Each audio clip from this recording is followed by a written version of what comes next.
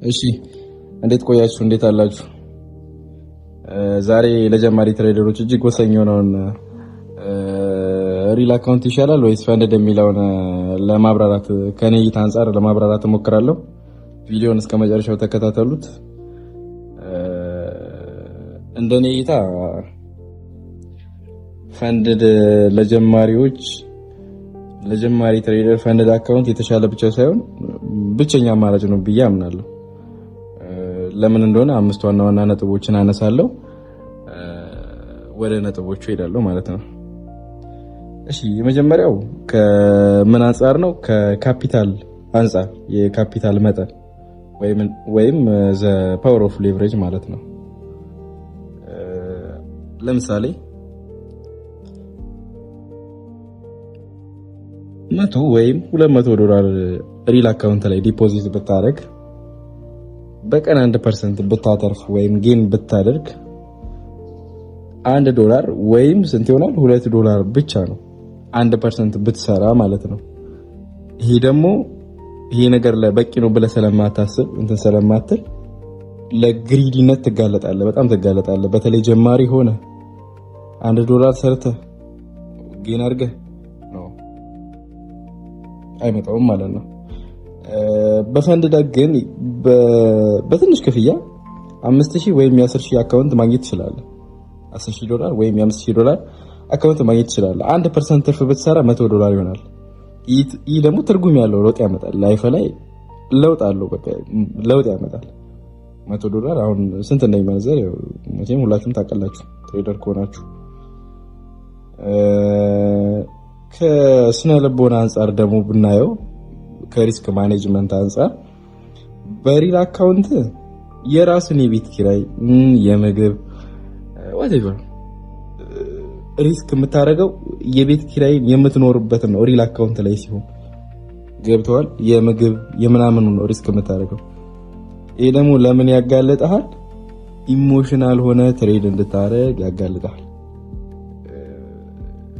ገብተዋል። ሪቬንጅ እንድታረግ እንትን ይልሃል፣ ይጋብዝሃል። በቃ ሪቬንጅ ታረጋለህ። አክቹአሊ ዛሬ ሪቬንጅ አረጋለሁ ብለህ ገብተህ አይደለም ሪቬንጅ የምታረገው አይደለ? የሆነ ነገር ሃይጃክ ሆነ ልክ ከዘጋው በኋላ እንዴ ምን ሆኜ ነው ኢንትሬድ የገባሁት ትላለህ አይደለ? የሆነ እንዴ ነው እንዴ ይሄ እኮ በቃ አይገባም ሴታፕ እኮ አይደለም ምናምን ትላለህ። ያ ደግሞ ከምን የመጣ ነው?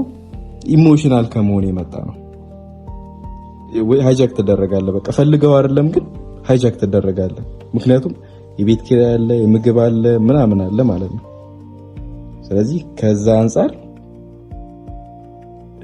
ሪል ላይ ስሜታዊ ልትሆን ትችላለህ። ሞስት ፕሮባብሊ ትሆናለህ። በፈንድ ግን የምታጣው የከፈልከውን የመመዝገቢያ ብቻ ነው።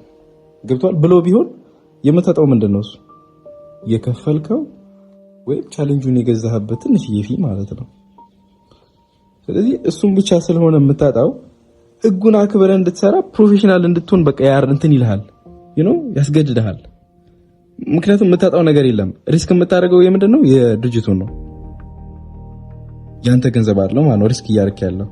ስለዚህ ሪስኩን አንተ አይደለም እየወሰድክ ያለው ሌላ እንትን ነው። ስለዚህ አንተ ምንድነው የምታደርገው? ይሄን አላጣው፣ ይሄን የቤት ኪራይን አጣው፣ ምናምን አጣው ሳይሆን የምትለው ህግን እንድታከብር፣ ሴታፕን እንድትጠብቅ፣ ሬድ ፎልደር ኒውሶችን እንድታልፍ፣ በቃ እንድትጠብቅ ፔሸንስ ያስተምርሃል ፈንድ አካውንት ሲሆን ማለት ነው። ምክንያቱም የምታጣው ነገር የለም ማለት ነው።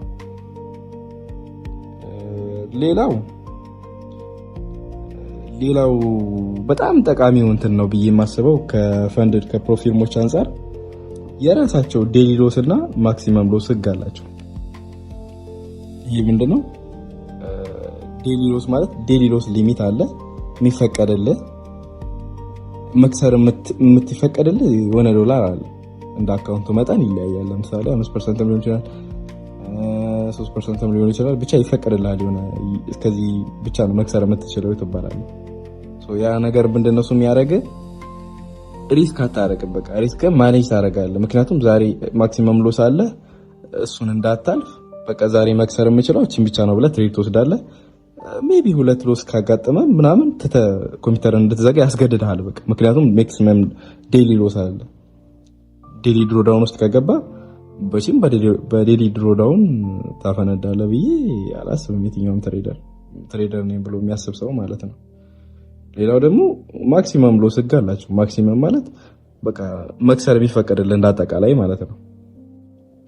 ስለዚህ ያንን እየጠበቅ ትሰራለህ። ያ ደግሞ ህጉን እንድታከብር ይረዳሃል። ኦቨር ትሬዲንግ እና ሪቬንጅ ትሬዲንግ እንዳታደርግ በቃ በፍጹም ይሄ የማይታሰብ ነው። የማይታሰብ ማለት ነው። ኦቨር ትሬድ አታደርግም። በቃ አይሆንም። ምክንያቱም አይመጣውም። በቃ ማለት አይሆንም። በቃ ህግ አላቸው ህግ። ስለዚህ ያን ህግ ለማክበር ስትል አንተ ምን እየሆንክ ትሄዳለህ? ሼፕ እየሆንክ ትሄዳለህ ማለት ነው። ሪቬንጅ ትሬዲንግን በፍጹም አታደርግም። ታውቀዋለህ። በድሮ ዳውን ይፈነዳል በቃ አካውንት። ስለዚህ ይህንን ስትጠብቅ ምን እየሆንክ ትሄዳለህ? ፕሮ ትሬደር እየሆንክ ትሄዳለህ ማለት ነው። ሌላኛው ደግሞ ዝቅተኛ ኪሳራ ወይም ሎ ፋይናንሻል ሪስክ ይሉታል። ለምሳሌ 5000 ሪል ለማስቀመጥ $5000 ያስፈልጋል፣ ወይም $5000 ላይ መድረስ ይኖርብሃል። በቃ 5000 አካውንት እንዲኖርህ ማለት ነው። አሳደግ አካውንቱን 5000 እንድትደርስ በቃ ይጠበቅብሃል። የ5000 ኤክስፒሪየንስ የ5000 አካውንት ኤክስፒሪየንስ እንዲኖር ግዴታ 5000 ላይ መድረስ አለብህ። አለዛ አታውቀውም ሪል ላይ ማለት ነው። ነገር ግን 5000 ቻሌንጅ ለመግዛት ምናልባት ከ30 እስከ $50 ውስጥ የሚጠበቅበት እንደ ፕሮፕ ፊርሞቹ ይለያያሉ።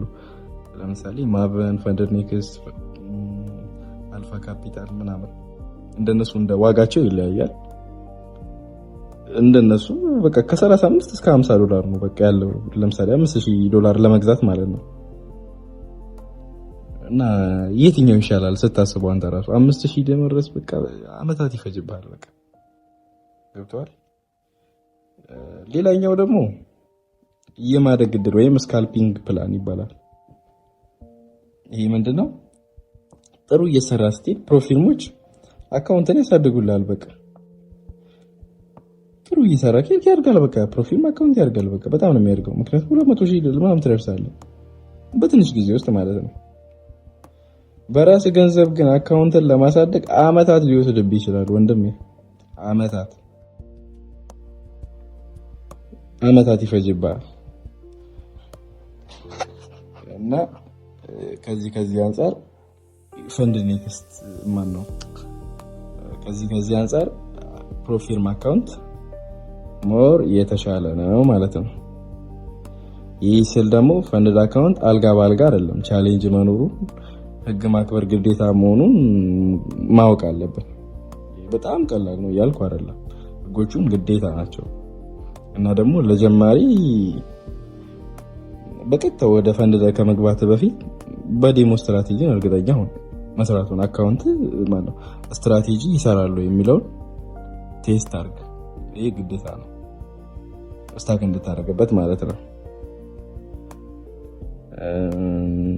አሁን ባለንበት ጊዜ ትልቅ ካፒታል ለሌለን ትሬደሮች ወደ ገበያው የምንገባበት ምርጥ በር ፈንድ አካውንት ነው። ይሄ በቃ የታወቀ ነው። እና የኔ አመለካከት የኔ እይታ ይሄን ይመስላል። ሪል ይሻላል ወይስ ፈንድድ የሚለውን ኮሜንት ላይ ጻፉልኝ። ሰብስክራይብ አድርጉ። ቪዲዮ ከተመቻችሁ ላይክ አድርጉ። ሌሎችም እንዲደርስ ሼር አድርጉልኝ። በቀጣይ የትኛው ፕሮፊልም ብንመርጥ ይሻላል የሚለውን ቪዲዮ ይዤላችሁ መለሳለሁ። እስከዛው ድረስ መልካም ቆይታ፣ መልካም ሳምንት። ይመቻችሁ።